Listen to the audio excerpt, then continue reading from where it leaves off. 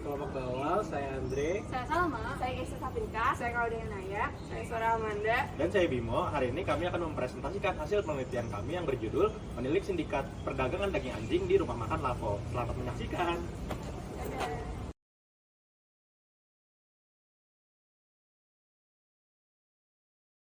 Nah, jadi Lapo itu adalah rumah makan yang menyuguhkan makanan khas tradisional Sumatera Utara. Lapo sendiri sudah memainkan peran penting dalam kehidupan masyarakat. Menurut mereka, Lapo itu bukan hanya sekadar tempat makan, melainkan juga sebagai sarana hiburan di mana mereka biasanya berkumpul sambil melepas penat sehabis bekerja. Keberadaan Lapo sendiri sudah sangat melekat bagi masyarakat Batak. Di sini, Lapo sudah menjadi sebuah budaya di mana Lapo sendiri sudah dijadikan pusat-pusat interaksi sosial gitu. Nah, Lapo itu dijadikan rumah kedua di mana mereka itu senantiasa pergi ke Lapo seusai bekerja dan menyelesaikan kesibukan mereka.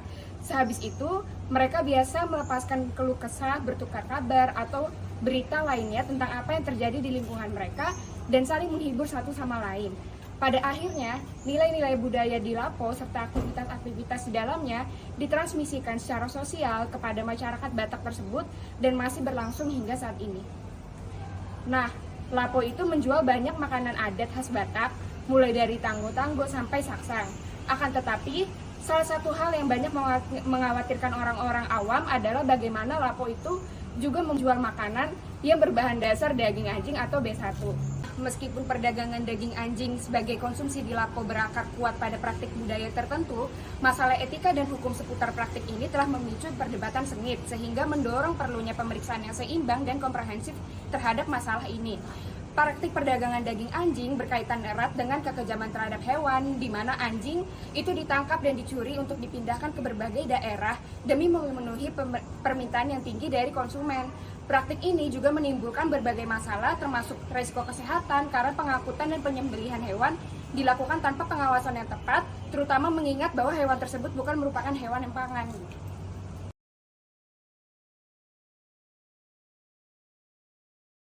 Salah satu tantangan utama dalam mengatasi masalah konsumsi daging anjing di restoran Lapo adalah adanya budaya yang mendukung terus adanya praktik ini sebagai bagian integral dari warisan kuliner mereka. Nah, makna budaya yang melekat pada konsumsi daging anjing ini dapat menjadi penghalang yang signifikan terhadap upaya-upaya yang bertujuan untuk mengekang praktik ini. Karena individu dapat menganggap upaya untuk membatasi atau melarang penjualan daging anjing sebagai pelanggaran terhadap identitas budaya dan tradisi mereka.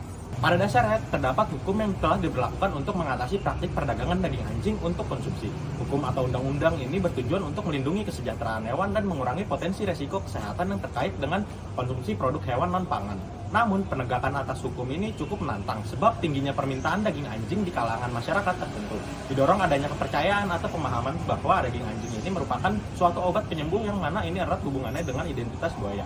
Interaksi yang kompleks antara kerangka hukum, norma budaya, dan ekonomi menghasilkan situasi di mana praktik perdagangan daging anjing ini terus berlanjut. Meskipun sudah ada undang-undang yang melarangnya, kurangnya mekanisme penegakan hukum yang efektif dan pengaruh tradisi budaya serta ekonomi memungkinkan praktik ini terus berlangsung. Melalui proses yang melanggar hukum seperti penangkapan, pencurian, dan distribusi yang tidak didukung oleh dokumen hukum atau izin yang sah. Nah, isu ini bisa ditelaah secara kriminologis melalui teori kriminologi budaya. Sebagaimana yang telah dibahas di awal, perdebatan mengenai perdagangan daging anjing sejatinya berakar pada hak untuk mempraktikkan budaya. Alasan ini pula yang menghalangi pemerintah untuk membuat regulasi yang ketat dan tegas mengenai perdagangan daging anjing. Dengan demikian, pemerintah berjinjit untuk menegakkan hukum di tengah desakan masyarakat awam dan aktivis dengan memperhatikan aspek penyuapan pemerintah daerah yang terdapat dalam pengiriman daging anjing, muatan truk yang tidak sesuai dalam antarjemput anjing hidup, hingga pengelolaan limbah yang membahayakan lingkungan. Inilah yang disebut dengan konsep kultur as crime, di mana praktik budaya terus-terusan dijegal dengan tindakan pidana. Dengan kata lain, perdagangan daging anjing belum memiliki hukum dan regulasi berskala nasional, jadi dijegal dengan alasan pengelolaan limbah hingga muatan truk. Hal ini terjadi karena ada perbedaan antara norma yang dimiliki oleh masyarakat awam yang terus menekan pemerintah dan masyarakat Batak yang ingin mempraktikkan budayanya. Maka dari itu, kebanyakan Lapo biasanya beroperasi berdekatan dengan lingkup interaksi sosial yang didominasi oleh sesama Batak.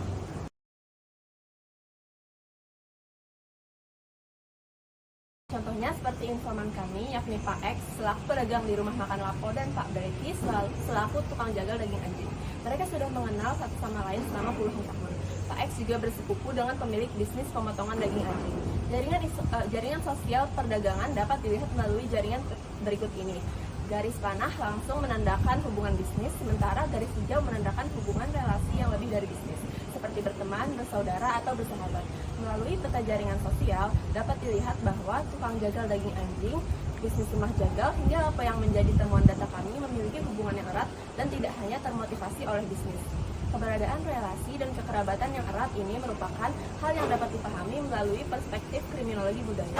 Kriminologi budaya memaparkan bahwa memang tidak ada hukuman legal yang diterima oleh kelompok yang ditargetkan dan dicap telah melakukan hal kriminogenik melalui budayanya. Nah, walaupun demikian, mereka memiliki kecenderungan untuk beroperasi dengan orang-orang yang benar-benar mereka percayai dan beraktivitas di lingkungan yang serupa.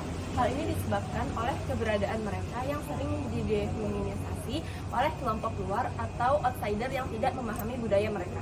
Lebih mudah bagi mereka untuk berinteraksi sosial dalam kelompok yang serupa, sebab mereka memiliki pemaknaan dan konstruksi yang serupa akan apa yang mereka anggap sebagai budaya dan kejahatan. Secara keseluruhan, penelitian ini menekankan bahwa perdagangan daging anjing bukan hanya masalah ekonomi, tetapi juga terkait dengan identitas budaya dan hubungan sosial di antara para pelaku.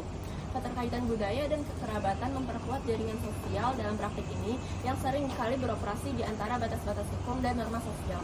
Oleh karena itu, pemaknaan terhadap perdagangan daging anjing harus mempertimbangkan konteks budaya yang lebih luas serta dinamika kekuasaan yang mempengaruhi persepsi terhadap kejahatan dan penyimpangan.